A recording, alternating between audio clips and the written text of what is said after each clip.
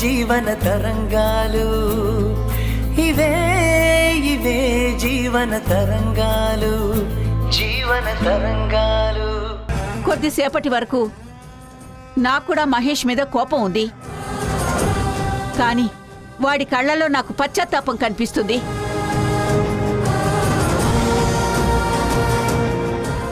అపరాధ భావంతో కుమిలిపోతున్నారనిపిస్తుంది.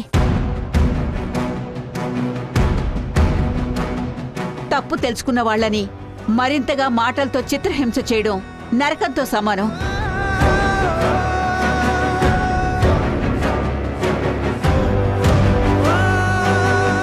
క్షమించు ధరణి.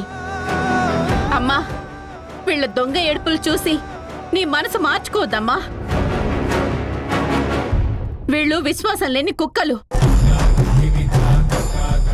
వాళ్ళ స్వార్థం కోసం కన్న తల్లిదండ్రులను కూడా కడతేర్చాలని చూసే కసాయి మనుషులమ్మ వీళ్ళు.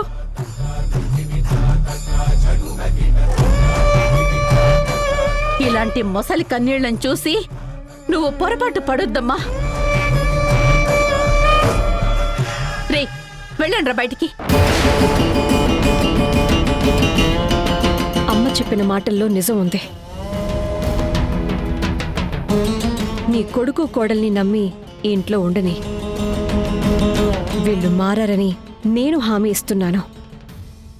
ధరణి, కోపంలోనూ సంతోషంలోనూ ఎలాంటి నిర్ణయం తీసుకోకూడదు అంటారు. నువ్వు ఆవేశం తగ్గించుకుని కొంచెం ఆలోచించి చూడు. మన పిల్లలే కదా, క్షమించి వాళ్ళకొక అవకాశం ఇచ్చి చూడు. అది కాదమ్మా. ధరణి,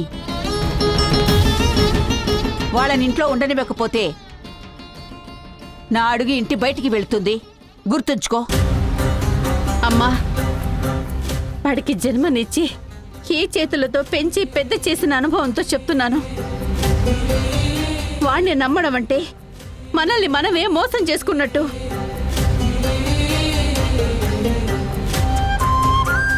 మన శత్రువైన ఆ నీలకంఠంతోనే చేతులు కలిపి మన ముందే ఈ ఇంటిని, ఇంట్లో వాళ్ళని దరిద్రమని మాట్లాడినవాడు మళ్ళీ ఈ ఇంటికొచ్చాడు అంటే వాడెంత అవకాశవాదో అర్థం చేసుకో.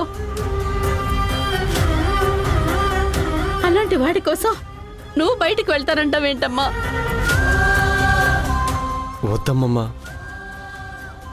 మా కోసం నువ్వు మాటలు పడాల్సిన పని లేదు. మేమే వెళ్ళిపోయి ఎక్కడో చోట తలదాచుకుంటాం. లేదురా, మీరిక్కడ ఉండనప్పుడు నేను కూడా ఇక్కడ ఉండను. ఇదే నా చివరి మాట.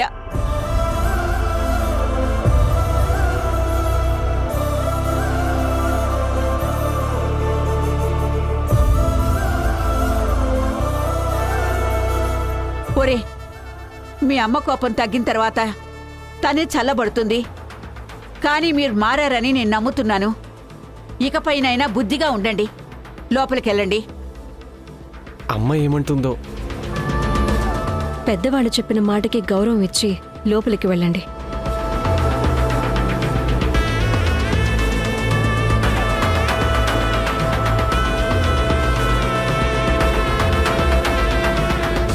దేవిక, నీ ప్రవర్తన ఎలా అర్థం చేసుకోవాలో తెలియడం లేదే.